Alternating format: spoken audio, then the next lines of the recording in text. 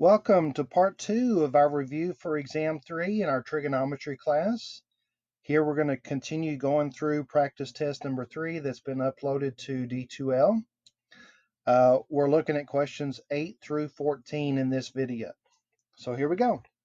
Question number 8, find the area of the triangle rounded to the nearest hundredth. So make sure that we round correctly to the nearest hundredth. The first thing that I notice is it says find the area, and so we need to consider what we're given. Here we're given one angle and two sides. And notice that all three letters are different, A, B, and C, and that's a guaranteed side angle side setup. So one more time, anytime you're given only one angle and two sides, and those three letters are different, A, B, and C. It doesn't matter which angle they give you, as long as the three letters are different, that's a guaranteed side angle side. And the formula for finding the area of a side angle side triangle is 1/2 times side 1 times side 2 times sine of the angle.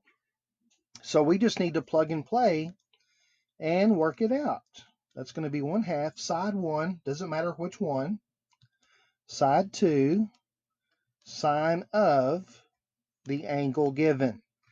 And from there, we can go to the calculator and calculate the answer. I'm going to use 0.5 instead of 1/2. 0.5 times 9 times 6 times sine of 83. And please make sure that you're in degree mode, which I'm not. So let's switch that real quick.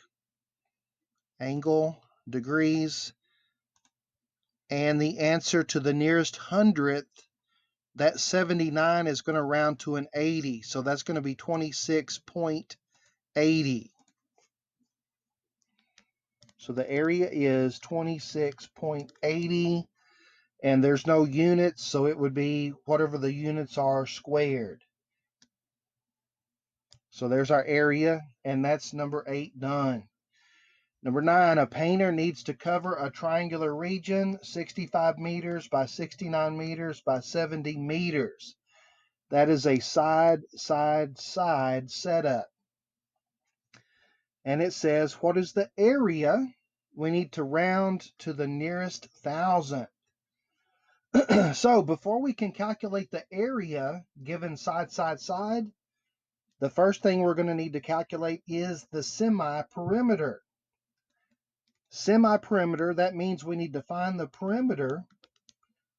And the way you do that is you add all the sides and then you take half. Semi-perimeter, half the perimeter. And we can use the calculator for that. 65, 69, 70, add them up, and divide by 2. 102, yay, and it's a whole number, not a decimal. So there's our semi-perimeter. Now we can find the area. The formula is semi-perimeter times S minus A, S minus B, S minus C. And this is also known as Heron's formula. And now we're going to do a little plug and play. 102, that's the semi-perimeter. And again, the semi-perimeter minus, and then you're going to subtract each side. It doesn't matter what order they go in. And the nice thing about our calculator, or at least the one I use, is I can input all of that all at one time and get the answer. I don't have to do it a piece at a time. As long as I'm careful about using parentheses. Make sure you open and close correctly.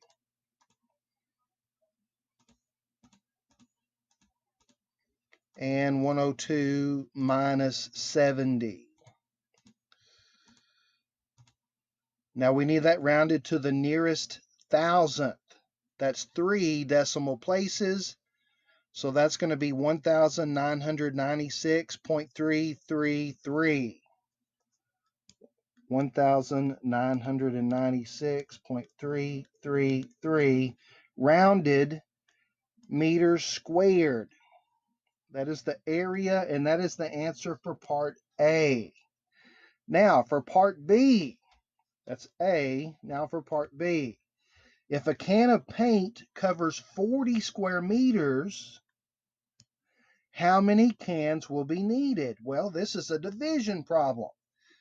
If I divide the total area by how much one can cover, then I can figure out how many cans are needed.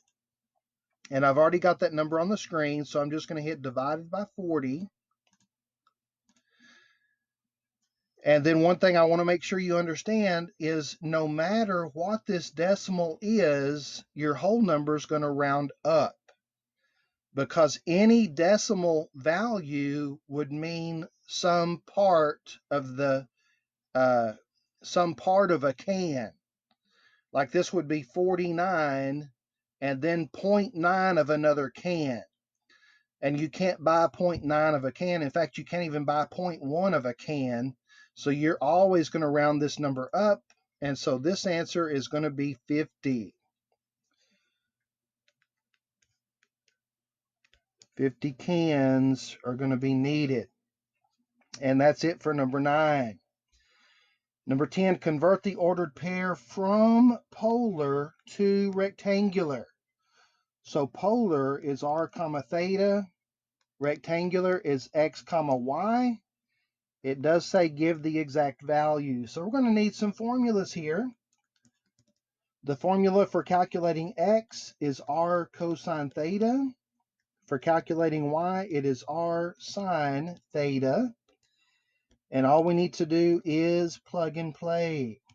So 9 cosine 3 pi over 4 and 9 sine of 3 pi over 4. Now, you can use the calculator if you want. I'm going to use my unit circle since I have it handy. And the x coordinate at 3 pi over 4 is negative square root of 2 over 2. The y coordinate at 3 pi over 4 is positive square root of 2 over 2. And if I multiply, that's going to be negative 9 square root of 2 over 2. And 9 square root of 2 over 2. Now, you do need to finish writing this as an ordered pair because it is a point that we're converting. So as an ordered pair, that's going to be x comma y. And that's done. So before I move on to number 11, I want to show you that with our calculator, with the Casio, you can check this answer for number 10. I want to switch to radian mode.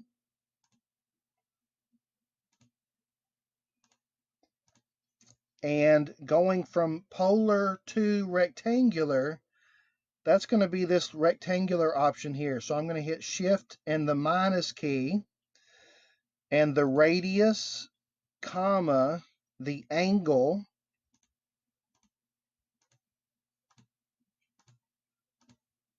What this should do is convert r and theta to rectangular. And what it's going to do is it's going to give it to us in decimal form. So it's not going to give us the radical answer, but these decimals, what you can do is you can use them to verify these numbers are correct. So did you notice that they're both 6.363 about?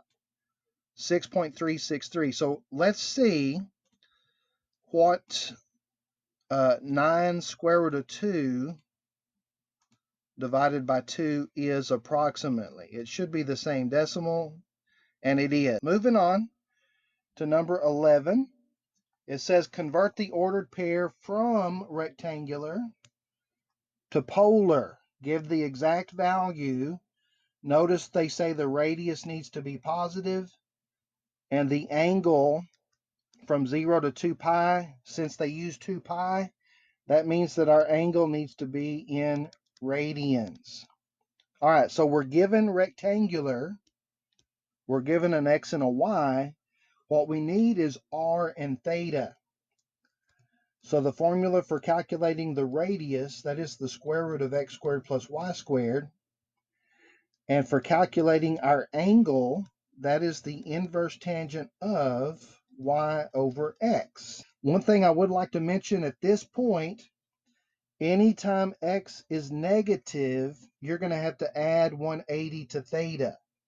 In order to get the angle correct, if your x is negative, whatever you get for theta, you're going to have to add 180, which is pi. You're going to have to add pi to theta.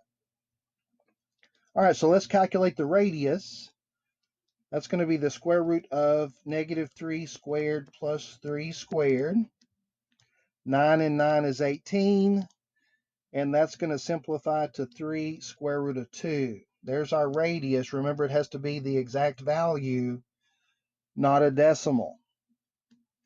And for theta, for the angle, that's going to be the inverse tangent of y over x, which will simplify to the inverse tangent of -1.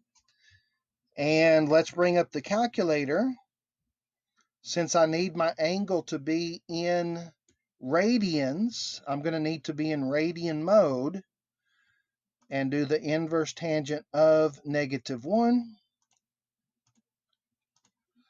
which gives me that's really pi over 4, negative pi over 4.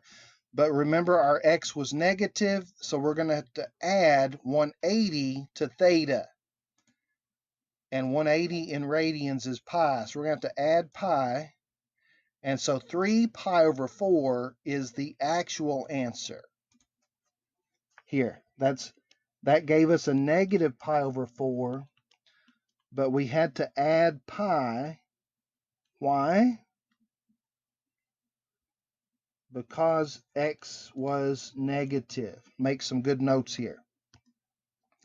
Which gave us 3 pi over 4. Now, you need to finish as an ordered pair.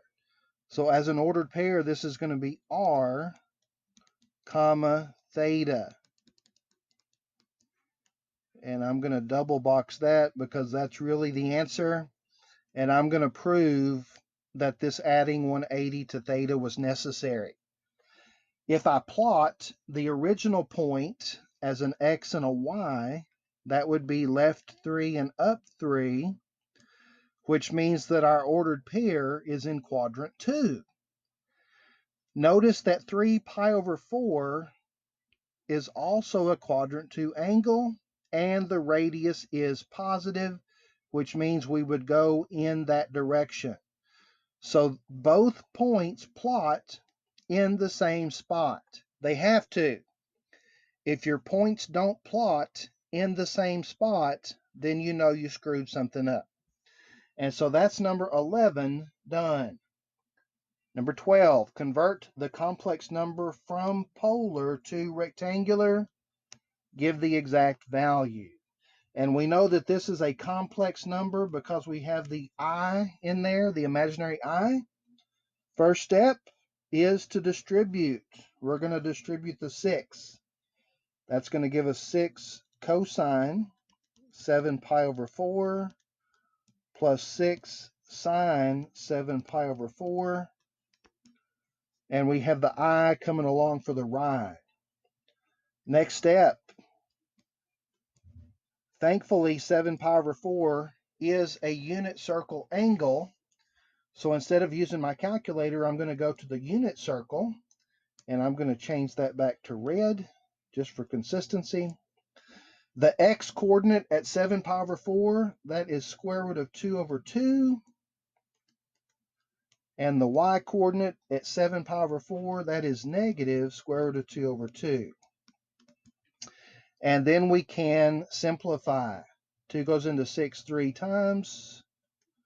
2 goes into 6 3 times. So my final answer will be 3 square root of 2. Positive times a negative, that's a negative 3 square root of 2 I. And I think that's done, but I would like to check that. So let's bring up our calculator. And in radian mode, believe it or not, we can actually type this in just the way it looks at the beginning. 6 times cosine of 7 pi over 4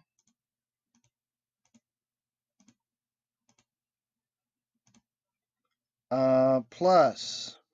Now the ENG button, that's the I button. So if I hit ENG, look, and if I hit ENG and the I doesn't come up, that means that I'm not in the right mode. So I need to hit the menu and I need to go to complex mode. So we're going to hit number 2, and well, I'm going to have to start over. 6 cosine 7 pi over 4. If you're in complex mode, then hitting this ENG button, watch, see, it'll give you an I. Sine 7 pi over 4. And I think I'm going to need double close parentheses, once for the angle, once for the lead parentheses. Look at that. That is freaking sweet. Verifies the answer there for us. And well, that's it for number 12. Moving on to number 13. Find the product, Z times W. They want me to find the product, and it does say to leave your answer in polar form, which it's already in polar form, which is really nice because to find the product of two complex numbers in polar form, all you have to do is multiply the radii. 6 times 12 is 72. And add the angles. Cosine of 3 pi over 2 plus 5 pi over 6. That's how you find the product of complex numbers that are in polar form. One more time, you multiply the radiuses together. The correct plural for radiuses is radii, and the angles are going to get added.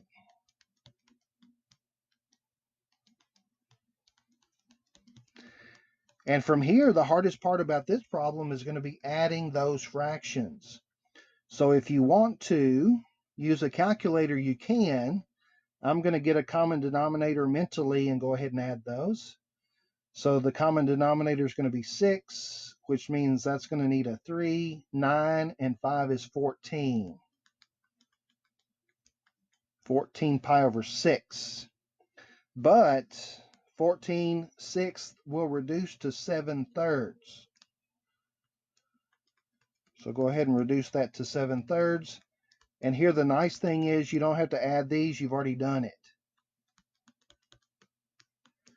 And it says leave it in polar form, and that's done. That is polar form of the complex number. And just to verify, I am going to add those with the calculator. 3 pi over 2 plus 5 pi over 6.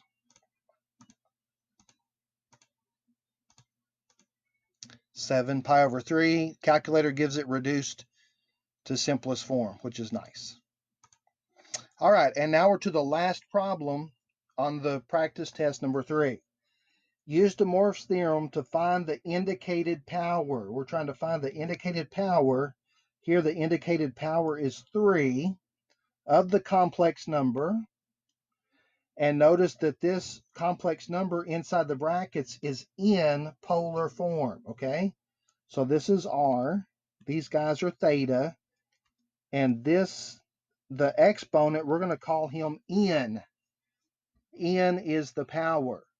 So to find a complex number raised to a power, the formula is R to the N cosine of N times theta plus I sine of N times theta. That is the formula for finding the power of a complex number in polar form. And all we need to do is plug and play. Radius is 2, 2 to the third. Cosine of 3 times 75 plus I sine 3 times 75. Write your answer in rectangular form. Okay, so when we get done with simplifying this, it's going to be polar form. At that point, we're going to need to convert it to rectangular form. 2 to the third is 8. Cosine of, what is 75 times 3? I'm using a calculator for that. 3 times 75, that's 225.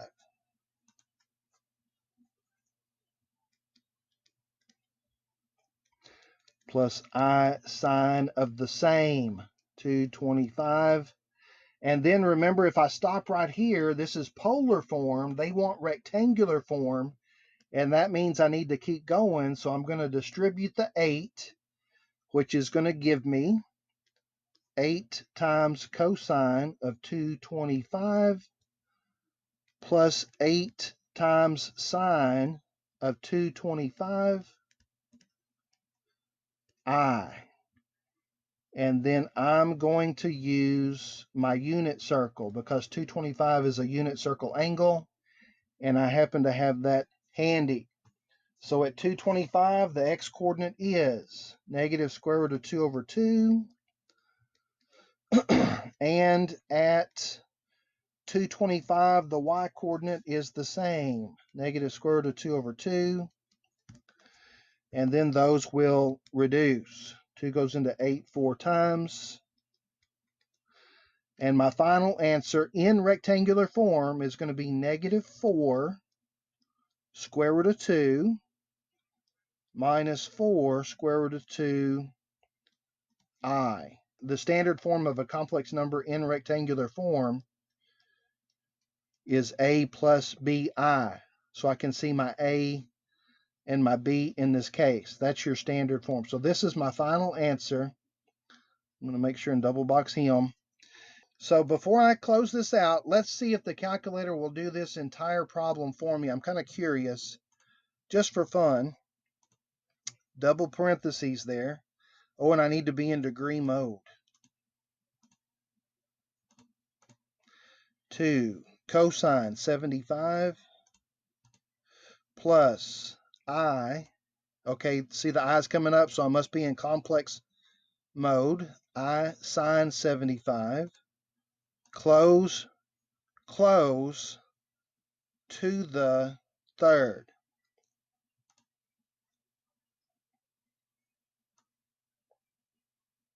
Now, the calculator gave negative square root of 2 minus square root of 2i. Somehow the 4's got lost. So that means I need to back this up and see what I did wrong. So how many open parentheses do I have here at the beginning? I've got 1, 2, 3 open parentheses. So this close parentheses closes the angle. So that takes care of that parenthesis. And then I open a close again for that angle. So do you see I still haven't closed this parenthesis or this parenthesis? I think what I did is I didn't put a closed parenthesis for that very first that corresponds to this bracket here. I didn't have enough closed parentheses to close off and then the whole thing to the third. So you have to be careful when you're using the calculator to verify your answer, because you may have the right answer manually and you make a simple mistake electronically and then you change a right answer to a wrong answer. So be very careful when you're checking these answers. And I'm calling it quits right there. So if you have any questions or comments, feel free to leave those in the comment section below, or you can text me. And thanks for watching.